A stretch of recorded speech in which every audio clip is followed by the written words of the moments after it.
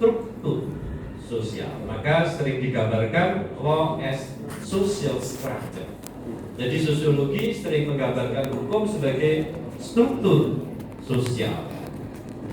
Jadi berbeda dengan mungkin nanti antropologi. Nah, social-legal studies itu juga sering menggunakan sosiologi atau disiplin lainnya, bisa ekonomi, bisa politik.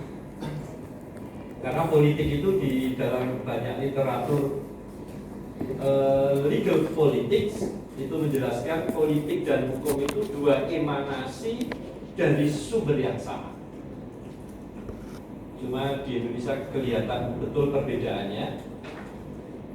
Kalau kita melihat penelitian di Amerika di bidang hukum, itu banyak penelitian politik hukum yang bermuara pada aspek politik dari hukum.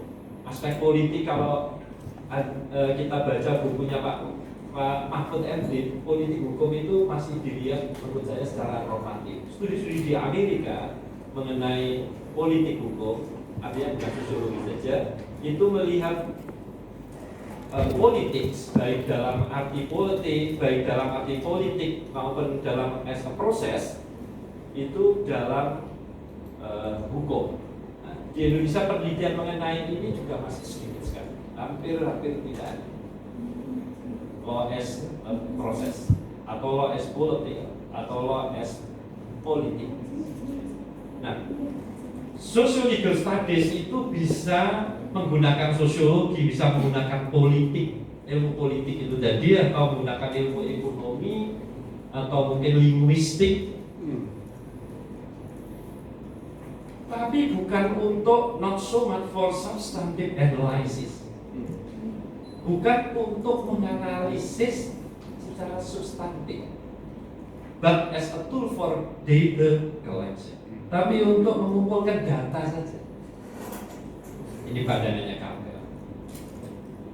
Dan pandangan ini merubah pemikiran pada tahun 70-an itu tentang social-legal studi tentang hukum yang semula hanya jurisprudence, sociology of law. Nah, karena ada terminologi baru, konsep baru social-legal studies, dia perlu jelaskan bahwa social-legal studies tidak sama dengan sosiologi. Tidak sama. Cuma sosiologi bisa dipakai di dalam social-legal studies. Itu dulu kan, dulu. Tahun 70-an Campbell sudah menjelaskan mengenai hal itu. Nah, makanya Reza Banakar dalam bukunya Social-Legal Studies mengatakan, saya campuran ya bahasa Inggris, bahasa Indonesia biar nggak bosan gitu. Meskipun saya sendiri juga nggak ngerti bahasa Inggris apa ya, mungkin keliru di teknologi. Enggak Pak, ada Pak Kolis Pak. Siap Prof. Sambil belajar tentang etika itu. Jadi coba jadi rujukan Bapak itu. Nanti maafkan kalau ada yang salah, masih belajar juga. Tapi menurut Reza Banakar, pemisahan Reza Banakar ini tulisannya tahun 2000-an belakangan ini, gitu ya, belakangan ini, ke tahun 70-an. Pemisahan antara sosiologi hukum dan social-legal studies tadi merupakan kendala yang menghambat perkembangan kajian ilmu sosial mengenainya. Jadi dia tidak sepakat dengan pemikirannya Campbell tadi dan Wells tadi, yang memang secara metodologis berbeda antara sosiologi, ya sosiologi hukum yang mainstreamnya sosiologi dengan social-legal studies sebagai sebuah rezim baru di dalam studi tentang hukum dengan metodologi yang tadi diversity and innovation tadi, yang bisa kita berinovasi yang belum ada presidennya di dalam studi-studi sosiologi tentang hukum. Nah, tapi perbedaan seperti itu tidak diharapkan oleh Reza Banakar karena dengan demarkasi yang terlalu jelas antara sosiologi, social-legal studies dan nanti law and society itu menjadi, nah, terus studi yang berhubungan dengan hukum itu maksudnya dipisah-pisahkan, mana yang berguna untuk hukum, kemudian mana yang berguna untuk ilmu sosial. Nah, itu jadi masalah sebenarnya, menghambat perkembangan kajian ilmu sosial terhadap hukum itu sendiri. Jadi, artinya tidak usah dibeda-bedakan. Kalau mau studi empiris terhadap hukum, ya silakan dengan metode atau pendekatan sosiologi, pendekatan sosiolegal, pendekatan law, pendekatan law and society, itu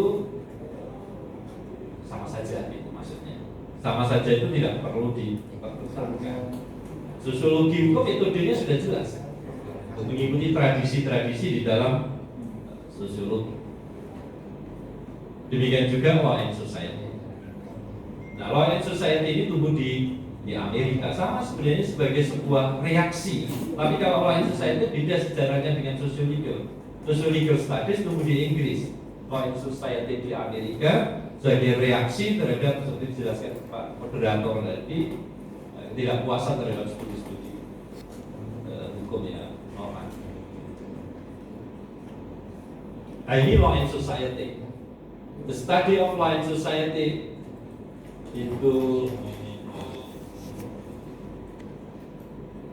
based on the belief that, jadi studi bahwa aturan-aturan hukum dan putusan-putusan hukum itu harus dipahami in context. Jadi law and society itu bicara hukum in the context. Hukum di dalam konteks. Konteks itu situasi yang melingkupi hukum itu, lingkungan sosial dari hukum itu.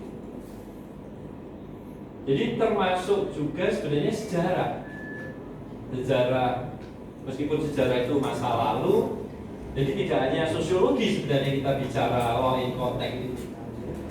Jadi bisa politik, bisa sejarah. Nah, sejarah itu mempersoalkan sejarah hukum, how and why it change. Kenapa hukum, bagaimana dan kenapa hukum itu berubah. Nah, yang dijelaskan adalah konteks sosial. Jadi bukan kronologinya, tapi konteksnya. Sama sebenarnya dengan law and society juga. Studi-studi tentang hukum dalam hubungan dengan konteks, ya. Bisa konteks politik, bisa konteks ekonomi. Misalnya undang-undang cipta kerja atau sering disebut dengan omnibus law. Bisa saja kita kaji dalam hubungan dengan konteks. Sebagian konteks yang saya dengar, ketika banyak investor asing ingin investasi di Indonesia, ini contoh konteks itu. Investor asing itu kesulitan untuk mengurus izin. Beberapa kali saya diajak diskusi di Makassar, di Jogja tentang omnibus law sebelum rame-rame itu dulu oleh Tuhan. Pak Jokowi itu marah karena ketika investor asing itu mau investasi di Indonesia, itu izin itu nggak pasti. Di daerah itu ada yang 1 tahun tidak selesai, 2 tahun tidak ada kabarnya, dan seterusnya. Bahkan ketika ada pelarian modal dari Amerika, tidak satu pun masuk ke Indonesia, tapi masuk ke Cina dan Taiwan. Karena dianggap Indonesia tidak ramah terhadap investasi. Nah, maka digagaslah itu. Tapi kemudian ada banyak kepentingan yang masuk di situ sehingga muncullah berbagai reaksi seperti itu. Tapi itu contoh konteks. Ada konteks ekonomi, ada konteks politik. Law in context. Law is not autonomous. Jadi hukum bukanlah sebuah institusi yang otonom. Kalaulah otonom, itu otonom yang dalam pengertian berbeda dengan ilmu hukum yang dalam arti jurisprudence atau legal doctrine tadi memandang hukum sebagai institusi yang otonom. Jadi hukum is not autonomous, standing outside of the social world. dan dia deeply ingrained, saya tambah di situ, tertanam kuat, deeply embedded within society. Jadi dia tertancap dalam kehidupan sosial. Maka ada perubahan pengertian. Kalau kita jangan mengatakan ini Niklas Luhmann ya, jangan mengatakan apakah ada hubungan antara hukum dengan masyarakat, tidak begitu pertanyaannya. Karena hukum itu deeply embedded within society, ya hukum ya pasti berhubungan. Tapi bicaranya bahwa hukum itu menjadi bagian dari masyarakat. Ya sudah tentu kalau kita tanya apa ada hubungan mata dengan tubuh, itu kan pertanyaan konyol gitu. Karena mata itu ya memang sudah tertanam di dalam tubuh, jadi mesti berhubungan. Jadi pertanyaannya bukan seperti itu. Nah itu sudah sejak tahun 50-an dan tahun 60-an juga sama, merupakan disiplin yang bisa inter, bisa trans gitu ya bahasanya. Dan juga merefleksikan berbagai metode dan teori. Nah, itu Law and Society yang bentuk risetnya juga bisa empiris, baik kualitatif maupun kuantitatif. Nah ini yang pertama tadi yang kualitatif, broadly to encompasses historical or anthropological method. Jadi di situ bisa meliputi juga metode-metode sejarah dan antropologi. Jadi memang kalau kita mau studi sosial sebenarnya nggak cukup diajarkan cuma sosiologi. Harusnya juga ada mata kuliah sejarah. Tapi sejarah bukan seperti dipahami oleh orang hukum yang mengajarkan kronologi sejarah yang in context. Yang pertanyaan utamanya tadi, how and why it change. Hukum itu kan selalu berubah. Nah, pertanyaannya kenapa dia berubah?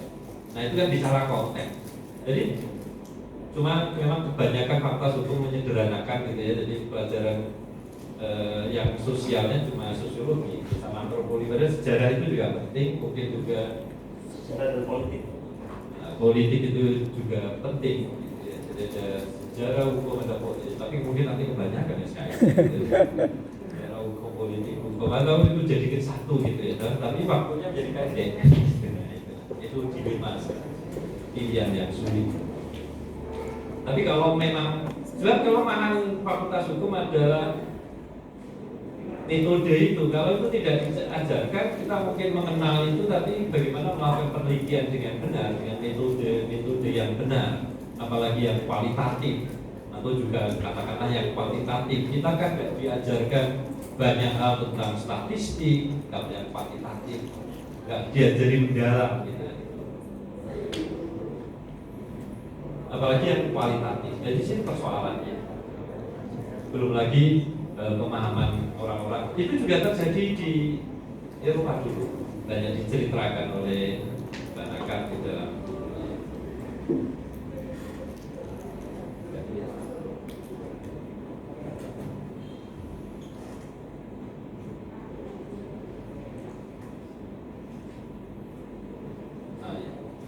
Nah, kita bahas law and society. Nanti akan sampai sosiologi. Menurut Friedman ada empat asumsi kalau kita belajar law and society. Katakanlah kita mengikuti pandangannya Banakar tadi, jangan membeda-bedakan, antara sosiologi hukum, law and society, and sociological studies. Kita coba lihat bagaimana Friedman mengatakan itu. Kalau tidak salah ini tulisannya di sebuah jurnal internasional tahun 2005. The legal system is not autonomous.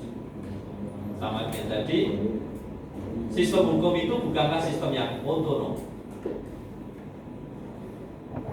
Kalau otonom itu operate under its own inner program. Hukum itu bekerja menurut programnya sendiri.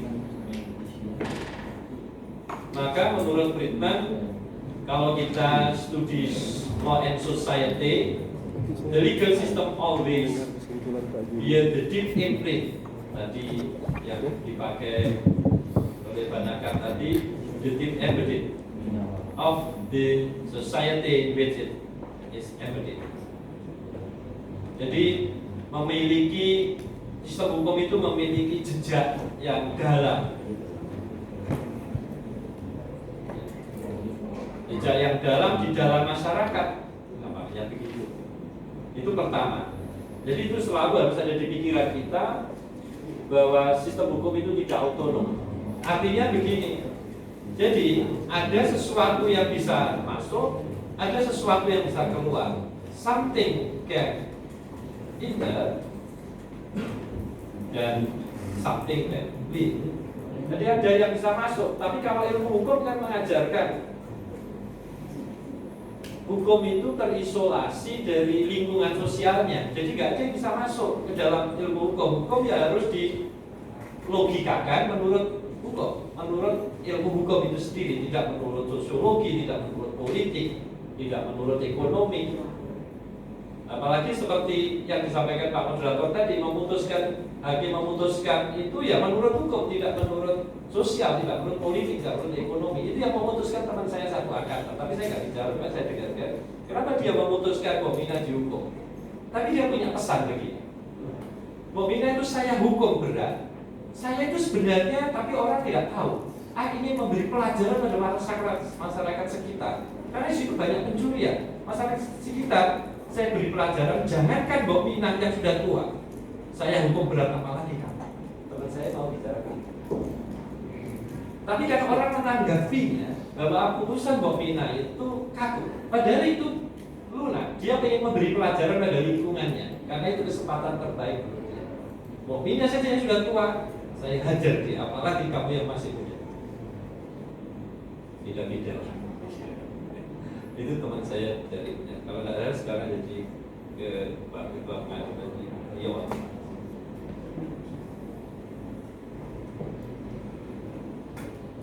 Itu pertama. Jadi, nah kalau cara analisis kita hukum itu tidak otonom, maka ada yang bisa masuk, maksudnya dari politik, dari ekonomi yang bisa dipertimbangkan. Yang kedua, karena waktunya terbatas, law and legal decision, hukum dan putusan hukum may have a potential impact on one or more aspect of society. Jadi bicara studi law and society, kita bicara bahwa antara hukum dan masyarakat itu saling mempengaruhi. Perubahan-perubahan di dalam hukum kemungkinan memiliki dampak di dalam masyarakat. Demikian juga sebaliknya. Nah, itu yang berbeda dengan ilmu hukum yang tidak mengukur, mempertimbangkan dampaknya pada society, pada masyarakat. Putusan-putusan hukum ya dianggap putusan-putusan yang untuk orang tertentu gitu aja, tidak punya dampak pada masyarakat. Nah, orang-orang sosial, maka penelitian-penelitian mengenai dampak putusan pernah saya baca di Amerika, bahkan putusan mengenai mengenai lawyer pada pendidikan hukum, putusan pengadilan itu mempengaruhi. Kita jarang meneliti itu. Jadi kalau ada lawyer di hukum berat karena dia tak korupsi, tak melakukan perbuatan melanggar hukum lainnya, punya dampak nggak pada praktek lawyer itu sendiri dan pendidikan hukum? Bisa dia melanggar itu karena salah pendidikannya di bidang hukum kan gitu, sehingga dia bisa jadi profesional ya melanggar kode etik maupun hukum. Itu diukur dampaknya. Ada pendidikan-pendidikan di Amerika punya. Jadi bukan hanya hukum yang ada dalam peraturan perundang-undangan, tapi termasuk juga putusan pengadilan itu diukur dampaknya. Karena Indonesia itu civil law, maka putusan pengadilan itu kan bukan menjadi sumber hukum utama, sehingga jarang diperhatikan orang. Studi-studi khusus mengenai dampak putusan terhadap masyarakat itu jarang muncul di Indonesia. Dampaknya loh ya. Kalau studi putusannya banyak, analisis terhadap putusan itu banyak, tapi impact dari legal decision itu pada society itu yang jarang diteliti. Pada pendidikan hukum, ada nggak pemidanaan para advokat itu dipertimbangkan oleh para pendidik kita? Tapi jangan dipertimbangkan. Jadi itu yang perlu kita kembangkan. Asumsi yang ketiga, major change in society often bring about change. Jadi perubahan yang besar di dalam masyarakat, ya, seringkali membawa perubahan di dalam hukum. Ini asumsi ketiga yang harus kita pikirkan. Ya, jadi hukum dapat memiliki dampak pada satu atau lebih aspek dalam masyarakat. Masyarakat, tepatnya perubahan di dalam masyarakat juga memiliki dampak pada hukum. Ya, itu sudah harus saya ceritakan. Yang keempat, ini semua diderivasi dari yang pertama tadi sebenarnya, dari hukum itu tidak otonom, itu prinsip paling utama. Law whether considered as rule, hukum baik dalam bentuk aturan atau sebagai sistem hukum, merefleksikan tipe masyarakatnya. Nah ini masalahnya, tipe masyarakat ini. Hukum atau sistem hukum itu merefleksikan tipe masyarakatnya. Kalau kita baca literatur law and society, di situ ada dijelaskan bahwa salah satu fungsi hukum itu, ini karena ini ditulis oleh orang Barat, preservation of individual right or liberties. Jadi hukum Barat itu adalah mempreservasi individualisme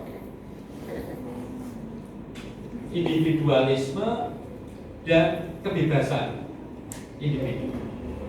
Padahal hukum Indonesia 90%, atau saya kurangi sedikit, 85% hukum Indonesia itu adalah Western legal tradition. Western legal tradition. Sebagian orang menyebut legal system. Saya literatur bahasa Inggris, kalau lihat buku-buku berbahasa Inggris lebih banyak berjudul legal tradition daripada legal system.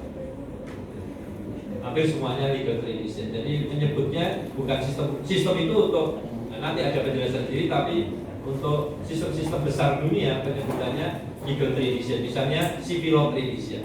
Meskipun juga banyak yang menyebut civil law system itu. Tapi oke lah, tidak perlu diperdebatkan. Tapi intinya bahwa hukum Indonesia yang 85% itu adalah Western legal tradition, itu berarti reflect the type of Western society. Jadi hukum kita itu merefleksikan tipe masyarakat Barat. Padahal kita itu masyarakat Barat itu masyarakat apa tadi? Masyarakat liberal kapitalis atau individualistik. Nah, masyarakat kita itu kan masyarakat agraris katanya literatur, benar nggak? Iya, Pak. Literatur kita menyebutkan bahwa masyarakat Indonesia itu agraris yang komunal, nah, tidak individual. Maka ada ketegangan antara hukum dengan society dan di Indonesia. Nah ini kan bisa diteliti, apakah sistem hukum kita yang merefleksikan masyarakat Barat itu mengubah perilaku masyarakat kita dari masyarakat agraris ke masyarakat, ya sebenarnya masyarakatnya bukan lagi agraris, kita juga masyarakat sudah post industrial digital society, tapi kan karakternya komunal. Apakah hukum kita merubah masyarakat kita dari komunal ke individualis? Atau kalau ekonomi Pak Mubiarto itu ekonomi kerakyatan ke ekonomi yang kapitalis misalnya? Itu hukum loh ya. Makanya kita ada problem. Kenapa Pancasila itu kok sulit diingat di kepala nilai-nilainya? Bapak-bapak saya tanya di sini, ada berapa sih nilai-nilai Pancasila? Ada berapa? Oh ya, kalau nyebut banyak itu gampang, kata banyak atau sedikit. Nah, boleh tahu. itu padahal kita itu sudah hidup di Indonesia itu kira-kira sudah rata-rata lebih dari 30 tahun di sini ya, duduk di sini rata-rata. Jumlah nilai Pancasila saya nggak apa kan gitu ya. Penting Pak. Nah itu 45. Nah disitulah kenapa kita kita pinggirkan, karena hukum kita yang 85% itu bukan Pancasila. Hukum kita Western.